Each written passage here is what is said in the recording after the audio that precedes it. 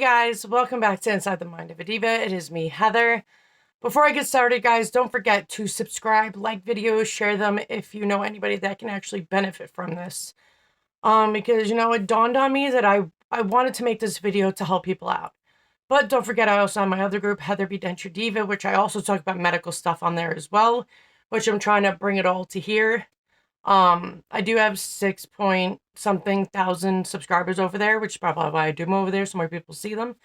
But I wanted to make the video on here to start weaning things onto here, and to discuss with you guys. Most people don't know how you tell if you have an autoimmune disease or what you go through, so I figured I'd help you guys out and tell you what blood work you can do to benefit from it. But don't forget, guys, subscribe, share videos, help people, do what you can. I normally do giveaways for my subscribers only, and people who are part of my members page. I'm not monetized on here. I don't even have 1,000 subscribers yet. But I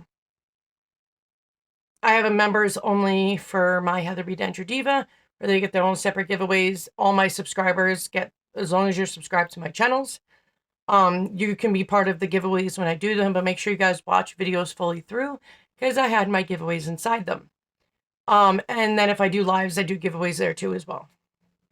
So if you want to get double the giveaways, I'm on Heather B. Denture Diva, Instagram, Facebook, have my own Denture Support group, which not putting people on there right now, given some issues. So I put that to a halt, but that'll be a whole separate video. So I wanted to do a video on how do you know you have an autoimmune disease. I knew you got to understand, a lot of autoimmune diseases mimic the same symptoms and side effects and all that. I have multiple sclerosis. I have systemic sclerosis, which is scleroderma. I have diffuse scleroderma, which is the worst. I have lupus, I have Raynaud's, I have RA, I have a bunch of diseases. Now, it took such a long time because when rheumatologists don't take you seriously, they're like, oh, you're young, you're beautiful, your blood tests are probably wrong, everything is probably wrong, you're fine, go about your life. I had to fire 11 rheumatologists until someone took me seriously, and it took the last rheumatologist who was about to retire. And he was like, listen, I think you have scleroderma. I'm going to send you to somebody, Doc Shapiro, who's a scleroderma doctor and works with the foundation, got Doctor of the Year many times. He's a great doctor. So when I went to go see him, he knew I had scleroderma right off the bat, immediately diagnosed me. And he was like, I think you have something else with it, but we got to figure that out. Most of my doctors thought years ago that I had MS. And they did MRIs, showed the white spots. It showed everything on there. But I was like, you know what? I'm done poking and prying. So how I knew something was wrong is, I normally have pain throughout my life. But it was starting to get worse, where I felt like I had the flu for like a freaking year. A lot of the doctors were just blowing me off. They're like, oh, it could be depression. I am tired of doctors thinking because you're tired and in pain and mimicking flu symptoms that it's depression. Dude, not depressed. Thanks. And if people are depressed, you could be depressed because of the pain you go through or whatever medical issues you go through. Like, I'm so tired of doctors just trying to find an easy ride out sometimes. But they did the ANA tilter test. Now, what that is, it doesn't tell you exactly what autoimmune you has, but it can tell you if you have one. So there's different classes. I was in the nuclearal one, which is mainly just scleroderma. I've done tons of research to figure this out, and rheumatologists. And normally the nuclear one, I've heard people say, oh, it's non-specific. That's actually complete BS, because that would indicate you have scleroderma. There are people with scleroderma that have had speckled or, all the other ones. There's 4 categories. This sedimentary or cementary, something like that. Speckled, something else, and nuclear.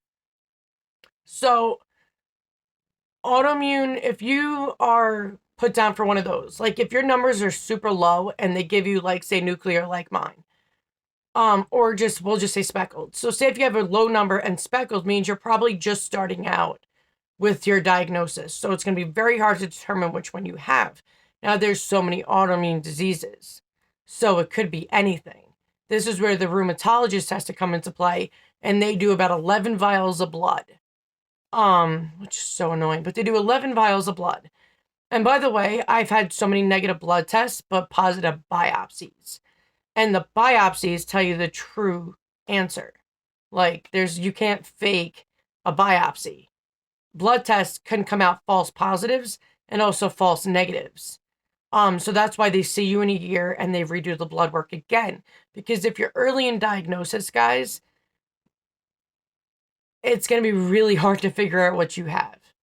Now, because I had so many different symptoms, so many rheumatologists were like, you have too many symptoms to even determine what you have. Or I'm like, you can have more than one disease, you know. It's possible. So when people get diagnosed, like say small fiber neuropathy, which I talk to people about this. Small fiber neuropathy is normally caused by an autoimmune disease like scleroderma. You can also get it from diabetes. It's small peripheral nerves that are dead, and the ones you have are evil. The small peripheral nerves are in your, organs and all over your entire body. Doesn't have to be just skin, even though skin is an organ, but it could be your liver, it could be anything, and people panic when they hear that they have small fiber neuropathy, but mine turned to large fiber neuropathy, and that was rare. Normally, small fiber neuropathy, you can live a long, full, healthy life with. And it's not the same as fibromyalgia. Fibromyalgia, there's no test for. They just touch your pressure points, and if it hurts, which most people it will, they'll say you have fibromyalgia. Now, it's like 50-50 up in the community whether fibromyalgia is real or not. And that's the truth of just what doctors think. Because there is no real test. It's just overactive nerves. It's not an autoimmune disease in any way. A lot of people say that it is. It's actually not an autoimmune disease. It's not a tissue connective disorder. People think an autoimmune disease, overactive nerves or whatever, but an autoimmune disease is a tissue connective disorder. Fibromyalgia is not that. It's overactive nerves. So you can have an autoimmune disease that can cause small fiber neuropathy, but small fiber neuropathy is diagnosed by 2 punch biopsies, one on each side of the body. So say my left wrist, my right ankle, which I think they did that, or vice versa. And both sides came back strong positive. So my whole entire body was small fiber neuropathy. You can have one side of your body that. You can have just your arm with it. Mine was my entire body. But there's not much they can do about it. Nerves don't grow back like that, not peripheral nerves. Skin nerves can grow back, but not small peripheral nerves. Not even the same thing. But you could take Lyrica, gabapentin, even though I swear to God, gabapentin is one of the most dangerous meds I've ever seen. And by personal experience and seeing other people that I've known gone through it in the autoimmune world community, and a lot of people try to get the hell off of it as quick as they can. Most of the time, it's super hard. Some people have to be hospitalized trying to get off of that. I know the FDA was working on making it, considered a narcotic, but that's been a back and forth issue for years. But I knew something was wrong with me just by I had all over body pain. I never knew I had multi-tissue connective disorder, which is multiple autoimmune diseases. And, as they're even still figuring shit out. Whether it was MS or neuromyelitis optica. Now, neuromyelitis optica, they used to think was another type of MS. It mimics MS, but it's not MS. It's actually rare and far worse than MS. And I don't even think there's treatment for it. You can end up like my test results came back high positive for neuromyelitis optica. MS normally affects one eye and normally not the optic nerve, but either way, it's one eye. Neuromyelitis optica affects the optic nerve in both eyes. Now I have optic nerve drusen. I have 200 cysts in my optic nerve, and I'm legally blind. I can only see directly what I look at. I have no peripheral vision whatsoever. So with that being the case, me being so young, I was like early 20s. They said I probably had it my whole life because I never had peripheral vision. I didn't know what was normal, I was born that way. And my doctor flipped out because they were like, they look in your eyes when they do an eye exam, How did they not see it? It's right in front of your face, obvious. So yeah, and all the MRIs that I've had and CAT scans done, I had, especially on my sinuses, which are all up here, nobody ever said anything. So my doctor lost his shit on the MRI people. They were like, well, that's not what we were looking for. And he goes, I don't care if it's what you're looking for or not. He's like, if somebody's looking for just, white matter on their brain, but you see a brain tumor, you're not going to tell them that there's a brain tumor there? They're like, you always say everything that you see in an MRI, CAT scan, whatever. Everything, whether they know it or not. Yeah, he was so pissed. But I always tell people, if your doctors aren't taking you seriously, if you know in your gut something is wrong, we hire doctors to do a job to help us out. If they don't listen to you, they don't take you seriously, they blow you off, get a new doctor. Trust me, because I went through years of hell. And normally, if you look up the research, it even says normally to be diagnosed with an autoimmune, it takes about 4 to 5 years because they have no idea. Unless something big jumps out at them, all autoimmune basically show the same symptoms. But MS is more motor skills. It's, I'm constantly dropping shit. I'm constantly tripping and breaking my freaking foot or my toes or my ankle or, that was an indication. And I finally wanted to be tested for it because I started breaking my bones a lot more. Just in this 2021 was a complete shit show. And I was like, all right, now it's time, guys. Because they've been telling me to do it for years because they always thought I had it. Well, it turns out that they believe it's neuromyelitis optica, which sucks because I could be paralyzed within the next few years, but do it my best to stay active, keep walking, keep moving so I don't lessen my, motor skills and everything else. But I always, even when you look up autoimmune, when you first start out getting it, you can end up with intense migraines. I was put on so many medications. I tried Botox injections before they even knew I had an autoimmune.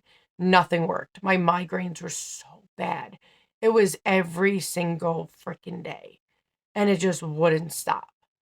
And then all of a sudden one day it just started getting less and less. And I was starting to get diagnosed with more things and they understood more. I ended up with dentures because they put me on an autoimmune suppressant called Cellcept. And it caused a bone infection in my face, went down because my body had no defense to fight it, went down to here and took out all my teeth. So I wear dentures. And I started wearing dentures at 32 going on 33. So, yeah, it's been shitty, I should say. It's never a dull moment when you have an autoimmune disease, but I wanted people to realize what test to ask for. You want an ANA Tilter test. It's actually TITER or something like that. That'll tell you if you even have one, what number you're at. Like, I'm high up there, so I'm at, the worst shitty time of an autoimmune. Low numbers means they caught it early, but they don't know what it is. But they know the category if you test positive. And the category will tell them what exactly autoimmunes to look for and to test for specifically. Normally, when you see a rheumatologist, you want to get a referral to see a rheumatologist. They'll do an autoimmune panel immediately, and it's like 11 vials of freaking blood. So make sure you eat and drink that day. So, you're not starving to death and getting a whole bunch of blood, and then you'll start to pass out. Be prepared. Also, I tell people to write a journal. I call it a pain journal. This has helped my doctors so much with diagnosing me. Is I write everything I go throughout the day, where my pains are, what the levels are. And don't fake it till you make it, guys. Be honest. Always be honest, because if anybody's ever watched House MD, you would know most people lie. And for your doctor to help you, you have to be honest. 100% honest. Don't make it more than it is. Don't make it less than it is. Just be honest. Just flat out be honest. So I tell people to write a journal. What they go through, what their limits are, things that they can't do, things that they can do. What makes their symptoms worse. If you're eating certain things that make it worse. What your symptoms are, no matter what you go through. Write everything down in a journal. and what activities you do throughout the day, everything. So it's more like a journal to your physical and, you know, even mental health. But you want to give them all of it. And I even tell people, when you have questions in your head, you haven't seen your doctor yet, write them down in that pain journal. So when you are with them, I'm constantly forgetting shit when I go to the doctor. I have a list that of questions I want to be answered so I can get them answered. And I don't go home and be like, crap, I forgot to ask him that. It's always a consistent thing. So make sure you write that list of questions as soon as when it comes to your head so you don't forget. Another thing part of autoimmune is called brain fog. Brain fog happens with most autoimmune diseases. And it's not like normal memory loss, because that's normal.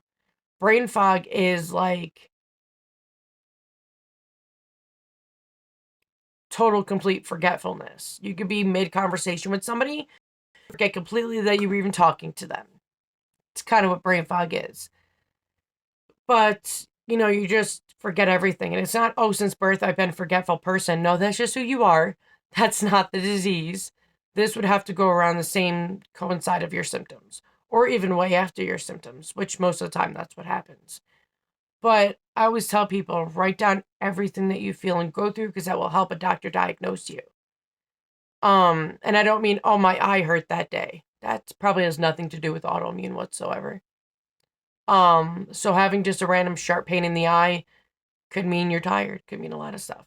But I mean, like, actual stuff that a doctor would want to know. But always give out information, guys. Always tell them the truth.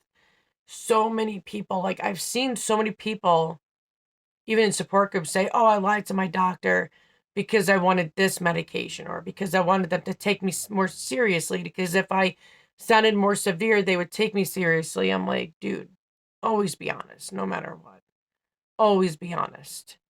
Because if they found out that you lied, or they find anything else, they won't take you seriously. And you want to be respected. You want to be heard by your doctors.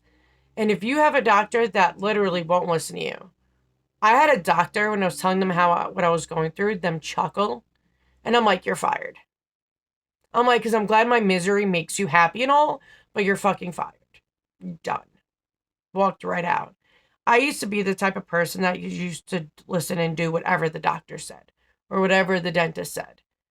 But when they don't listen to you, take your whatever you're going through seriously, have any compassion or care, they ignore you, they don't respond back to you, which is my recent problem with my new MS clinic doctor. Any of that, get a new rheumatologist. Always get a new rheumatologist, because you need to be taken seriously. And you may not have an autoimmune disease. You might not at all. You might have something, say, most people that think they have an autoimmune, they have Lyme, which actually really Lyme is the only autoimmune disease you can catch. But Lyme disease can be cured if you catch it quick enough. They can give you the antibiotics that need to kill it off.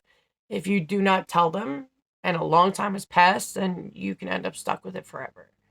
So it's actually the only autoimmune disease you can actually catch by a tick or by anything. Normally, you cannot catch an autoimmune disease like that. Now, autoimmune diseases, there's 3 ways they can happen: environmental, genetics, and stress. So many people think that stress, oh, I can get a heart attack or stroke, or it's rare. I put myself under such severe stress, that I caused autoimmune diseases on myself. So I stressed people all the time. Let things roll off you like a water of a duck's back, because you can end up ruining your quality of life. And it's not worth it for whoever's pissing you off, stressing you out.